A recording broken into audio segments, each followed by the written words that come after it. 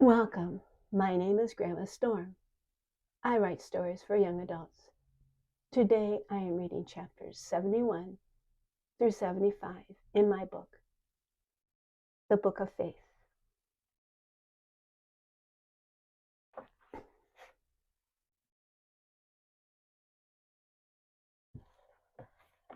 '71. Prochorus lounged in the cushions of a gigantic armchair pulled close to the hearth. Theophilus stood nearby, gazing at the fire. For an hour after the evening meal, before vespers, they would meet. It was Prochorus's turn to be with the man. When Theophilus's mind healed, he demanded to leave the fortress. He begged them to go, let him go so he could find faith. Stephen considered locking him in his room. They did not, but the giants kept the man under watch, nevertheless. Philip assigned Theophilus goats to milk and fowl to feed. Stephen busied Theophilus in the carpentry yard. Parmenas worked with Theophilus in the cobbler's shop. Work at the forge with Nicholas was considered too heavy for a man yet in recovery. Nicanor did not like anyone helping him in the kitchen. Mercifully, Timon did not require him to count any more seeds. Evenings he spent with Prochorus. Let us talk of beginnings, signed Theophilus. I have questions on the origins of this world and the difficulties in it. What troubles you, my friend? Signed Prochorus. Dark and light, evil and good. I want to understand pain and promise. I have studied these. It is fitting to start at the beginning. What does the book say? In the beginning, darkness lay upon the deep. Then light was created. How was this created? By the Word. That is correct. Time before darkness, darkness before light. Time is firstborn, darkness is secondborn, light third. Time rules darkness and light. Then firmament, or space, was established. Space, time, darkness, light. No, Theophilus. Order is important. Time, darkness, light, space. Time regulates, light reveals, space orders. What does darkness do? It fills. Science describes vacuum as existing between stars. That is not so. There is darkness. There are no voids. What we call light is a mere fraction of the cosmos. Theophilus paused to stir the fire, then asked, if created things have a beginning, will there be an end? Yes, responded Prochorus. Movement defines creation. Change is the curse. Faster and faster, thinner and thinner, creation waxes old like a garment. It will end. When? Each hour draws us closer. Is darkness greater than light? We depend on light to understand the firmament that shapes our existence. Light cannot describe darkness. Think of it as a different language, a different expression of creation. How is the darkness governed? All things are under their proper jurisdiction. The book says darkness has a prince. What is his name? Prince of the power of the air. What does he do? He collects souls, lives, blood. He operates within time. He cannot collect these commodities without time. Another thing, he cannot tolerate light. Like a candle in a cave, light banishes darkness. But when the candle is consumed, darkness fills the cave. What does a child have to do with the schemes of dark and light, time and space, our king and this prince? A sparrow does not fall from the sky, but its import is felt by all existence. The king is aware, time, dark, light, space. A sparrow, a child, nothing is in vain. I try to understand. I try to surrender my little faith to the unknown. Why is the only course open to me but to trust and obey? I find waiting 1,000 times more difficult than action. The man stared into the fire. His hands rolled into fists. That is the true test, isn't it? Signed Prochorus. For us all. Theophilus nodded. His body relaxed. His will sought surrender. After a time, he returned to the original discourse. Can I understand eternity since I am a creature of time? Think mathematically, responded the giant. Eternity is best understood when one subtracts specific qualities from creation. What are the qualities of time? Movement, change? Good, subtract those. Then you have it. Eternity simply is. A fire was dying. Theophilus thought he should retire early. He was welcome to participate in vespers with the giants, but it was not mandatory. He knew Stephen needed help building a cart in the morning. As he turned to go, Prochorus began signing again. To dwell in eternity, we must be changed, and someday, my friend, in a twinkling of an eye, at the last moment, we will be. Mortal, that which is ruled by change, will put on immortality. Theophilus banked the coals for the night. The giant rose to attend vespers. The man went to his room, lit a candle, and read his book. 72. Faith sat on a low bench under a window in a clapboard shed. She was drying her tears and rubbing her wrists when the door opened. Misery, misery. It was not a joyful reunion. His scratching confirmed his identity.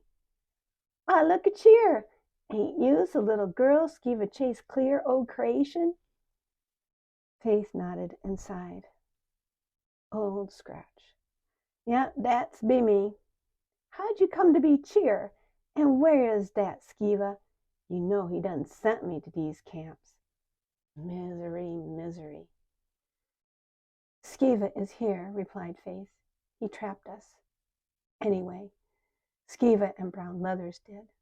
Then I was put in here. Who be us? Me, Tirzah, Ashiel, and Kerr. Misery, misery. That hound? Faith nodded. I never thought to lay my eyes on that hound again. Next thing you know, that forsaken mare will trot in. And you, little lady, what is you going with this Tirzah and whoever? To the giants. Old Scratch's eyes popped and his voice cracked. What fool notion make you want to do that? Them giants eat peoples for lunch. The giants are my friends. Misery, misery. You don't know what's good for ye, mumbled Old Scratch. Now I has to hurry and do my job. No one best sees me jawing away. What is your job? Asked Faith, for she could not imagine Old Scratch doing anything useful. Oh, I supposed to look for rats. I goes all over this camp looking for 'em. find their hidey holes and traps 'em. I'd be pretty good at it, rat catching that is. I seen signs of 'em cheer just the other day, and I come to check my traps." With that comment, Old Scratch lifted a floorboard and stuck his head in the hole. "Misery, misery," he mumbled. "Nothing but old cobwebs. Course we'll be eating spiders pretty soon if I don't find me some more rats." "What do you do with the rats?" "Why, I eats 'em, of course. What else you gonna do with a dead rat? I kills 'em and gives 'em to cook. She boils 'em and we's all eats 'em. I think I'd be too good at this. Rat population getting a bit thin, I do believe." Replacing the board, Old Scratch looked at the ceiling, turned, and looked all around. He stepped over Faith and peeked both ways out the window. He bent over, leaned his lips into her ear, and whispered, "Girlie, you got anythings to eat? Anything in your pockets? And that little gray coats you always be wearing? I just remembered you carried grain for that fool bird. Say, you got that bird round here? It makes a right tasty meal." Dirty fingernails reached toward the buttons on Faith's coat. The door opened. Old Scratch hopped back and began a vigorous itching campaign. "Get to work," growled a brown leather. "Cook's waiting." With a backward glance at Faith, Old Scratch was out the door and gone. "You," commanded the brown leather, "come with me." Faith was led into chill sunshine. She followed the brown leather with slow steps. With a sad heart, she thought again of the morning. It was only a few hours gone, yet it seemed like years. The road was rutted from heavy wagons. Keeping to the right, they rounded a curve and the road faded to a trail. As Faith was calculating how many days until they reached the cottage, Tirzah disappeared. Kerr nipped Faith's coat, but she tumbled into a black hole after Tirzah. Ashiel dropped to his stomach and stretched his hands to the girls to pull them out. Looking up from a pit, Faith saw brown leather silhouetted against the backdrop of dawn. "Run!" she screamed. Before he could move, a brown leather grabbed Ashiel and bound his wrists. The man jerked Ashiel to his feet. Brown leathers pulled the girls out of the pit and bound them too. Then Faith saw Skiva. There he stood, beside a brown leather, smiling at her with his big teeth. Kerr went mad when they threw a net over him. Somehow, a brown leather managed to toss a rope around the great hound's neck. Skiva snatched a whip from a brown leather. "You blasted cur," spit Skiva.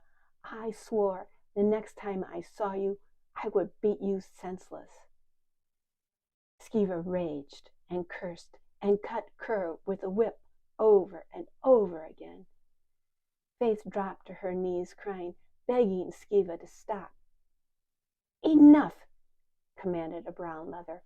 He caught Skiva by the wrist and wrenched the whip out of his hand. "The dog will be no good to the dear Queen's royal kennel keeper if you do not stop." Such was their introduction to the hospitality of the dear Queen's camps. As Faith walked in the chill sunshine, she recalled the iron gate of the camp clanging shut behind her. She remembered glancing at Tirzah and seeing a tear welling below her eye.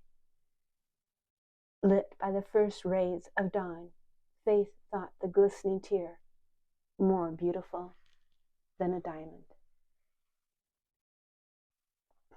73. "Inside," ordered the brown leather as he shoved the little girl into a clapboard shanty. Faith stood before a tall desk piled high with books, ink pots, and pens. Behind it sat a thin man on a tall stool. He was dressed in stained rags and filmy tatters. There was a sharp expression on his pinched face. When she crossed the river into Topeth, such a man talked to Skiva. She thought of the gold ribbon and wondered if this man was going to ask her about that too. Apparently not. Name? Inquired the man with a pen dripping over an open ledger. Faith. Occupation? Little girl. Anything to declare? I want Pa. You are an idiot. Did you bring anything into this camp? Just me. Bah! Do I have to search you? Faith did not know what to say, so she said nothing. You are an idiot. Education? I can read a little. At this he put down his pen and looked up from his ledger. Can you now? We shall see. Read this. He shoved a book at her. Read! With a tremor in her voice, she began. The sentence on the other side of this page is true. The man grunted. Now read the other side. That was easier. The words were almost the same as before. Faith read. The sentence on the other side of this page is false. I thought you said you could read. But I did. I read what you asked me to read, objected Faith. Do not contradict me. I asked you if you could read. What you read made no sense whatsoever. I will test you again. Read this. The man shoved another book at Faith. With a puzzled look, Faith read the new sentence. Nothing is better than heaven. That certainly was true, thought the girl. No one could object to that sentence. Turn the page, read it. Faith read slowly.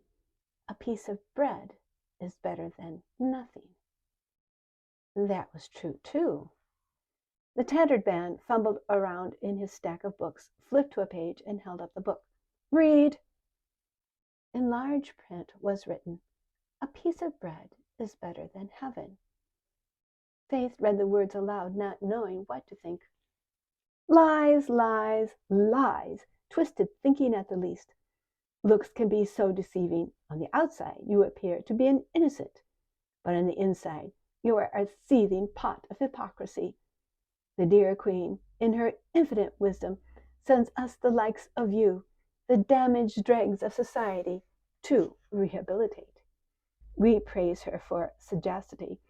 We will do what we can. You should be grateful you were sent here. Now, read this. The little man held up a sign lettered in red ink. Faith shook her head. Reading was not improving her lot. Stop playing games, girl. Read. Notice, do not read this sign under penalty of law, read Faith. Guilty! I am recording the information of your offenses in the appropriate register. Nothing escapes the official records. Faith began to cry. Stop sniveling. Do you know anything about numbers? Sniffling, she said, I can count. Can you now? Begin. 1, 2, 3, 4. Stop. What about 1/2? Well, considered Faith, that would come before 1. Begin again. 1/2. 1, 2, 3. What about 3/7? What about 21 over 10 million? I don't know those numbers. Obviously, your education is completely inadequate. You cannot even count to 1. Muttering to himself, he wrote in his ledger, Camper cannot read, Camper cannot count. Lifting his head, he addressed Faith again. One final subject, philosophy. Thoroughly Bewildered, Faith said, "I don't know philosophy." "Ridiculous. Everyone is a philosopher." Still perplexed, Faith said, "I can try." "There is no try. You will reveal your thinking, and I will judge your ranking for camp life. I do not have any hope on this matter, but I am required to test all new campers. What do you believe?" Faith did not know what to say. She thought about Pa. She thought about her mothering tree and Sonia and Anna. She thought about the giants. Her blue eyes filled with fresh tears. She lifted her gaze to the pinched face of the keeper and said, "I believe I am loved."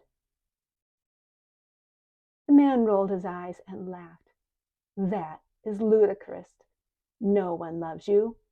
You were sent to camp." Faith lifted her chin.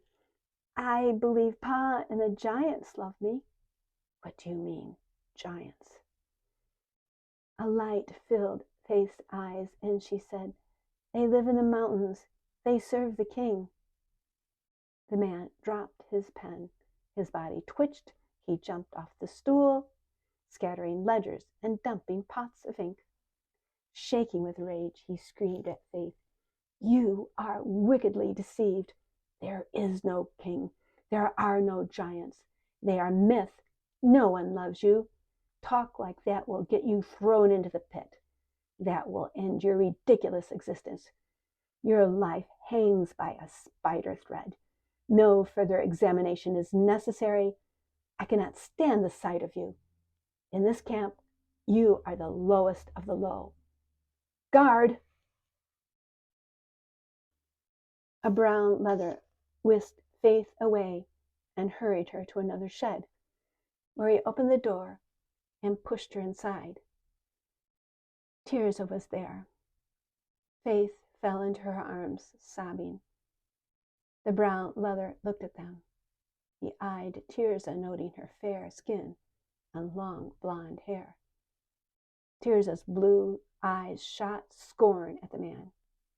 He retreated, softly closing the door. 74. The first scholar stood before the blackboard. Glancing over his shoulder to make absolutely sure he was alone, he pulled a golden triangle out of a pocket of his velvet gown. With trembling fingers, he turned knobs and shifted sliding bars. Now, what had that boy said? Ashiel was gone. Like so many of the students at the dear Queen's Royal University, he too proved himself unworthy. Gone, gone, gone. Most did not matter, but that boy produced a breakthrough with the regulator. It worked. Eternity and interval joined. It was no longer theory, but demonstrated fact. Or was it? He was sure it worked. But why was the regulator not working for him? Dr. Luce would not stand for anything less than success. At least the season of congregation was past.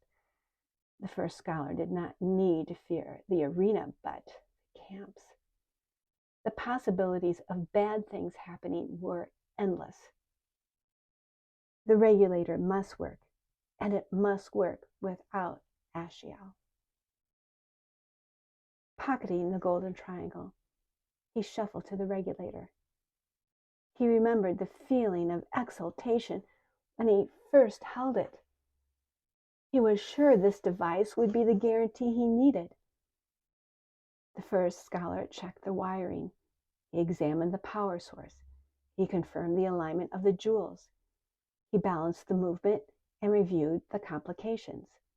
He adjusted the dials, just as he remembered Ashiel doing.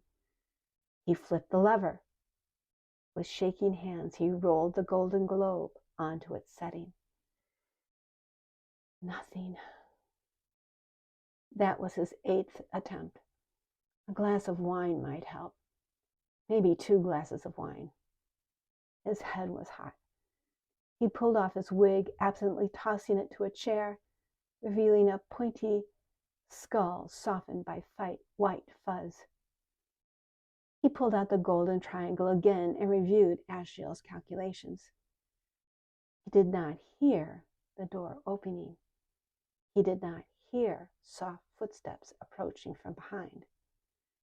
The first scholar brought the device closer to his face, then held it out at arm's length, trying to focus on the tiny numbers inscribed on the scale. Blasted numbers are so small, he muttered aloud. Yes, they are. Dropping his prize to the floor, the first scholar staggered to a chair and sat heavily. Dr. Luce glided to the board. Bending down, he picked up the golden triangle. Looking up, he reviewed the chalk marks that were Ashiel's legacy. Dr. Luce, stammered the first scholar, how honored I am to have you here. I was about to restart the regulator. Stop, clipped Dr. Luce. You are lying, and I know it. You have stolen property, and I know it. You cannot make the regulator work, and I know it. Now that you know what I know, let us get this bloody thing working. Despite shaky knees and a pounding heart, the first scholar wobbled to his feet. He reached up to adjust his wig, but felt only stubble. Turning about, he saw his wig smashed flat in the chair. He left it there. He forced his legs to walk to the blackboard, where Dr. Luce was rapidly making calculations using the golden triangle. The first scholar had no desire ever to touch the miserable thing again. As Dr. Luce ran his mind over the numbers, he reflected on a nasty night.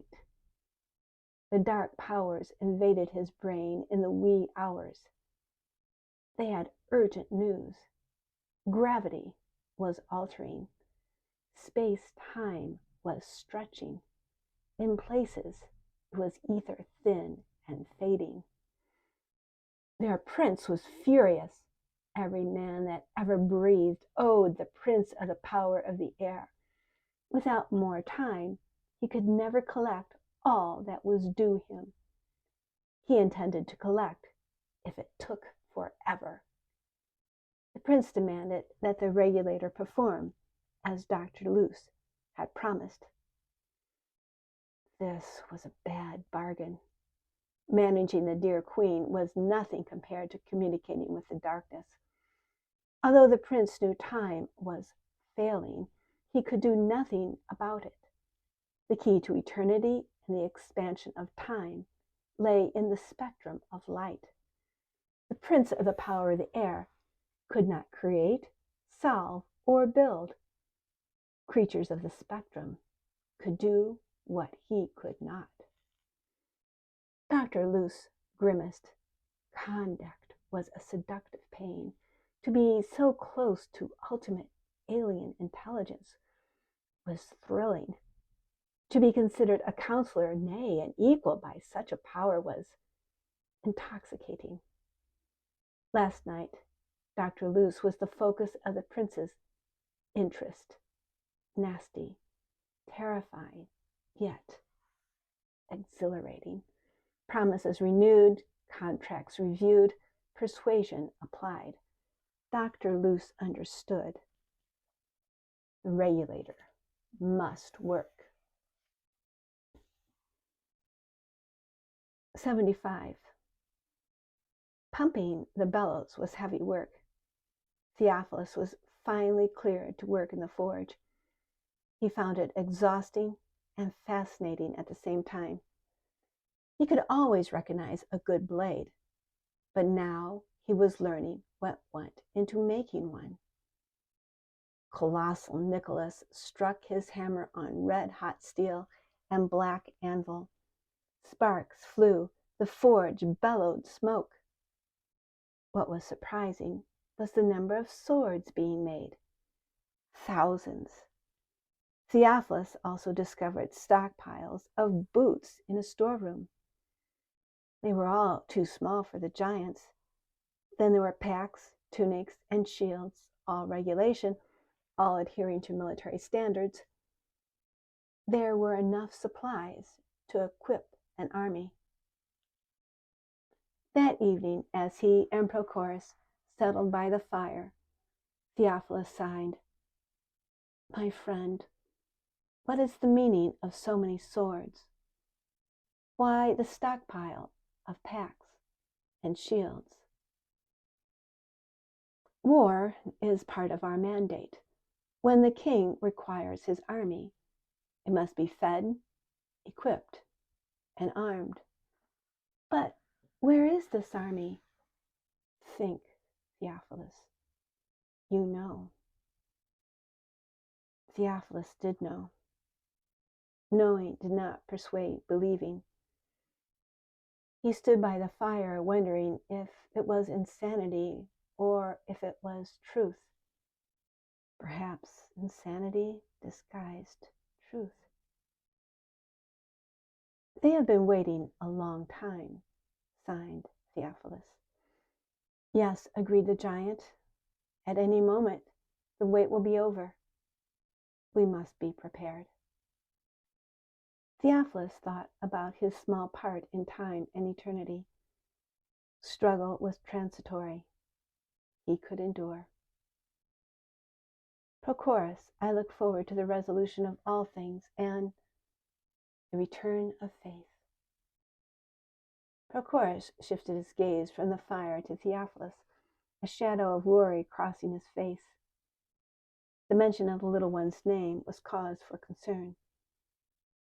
Could Theophilus be slipping into instability again?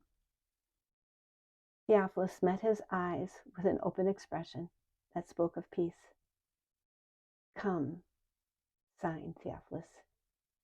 "It is time for vespers."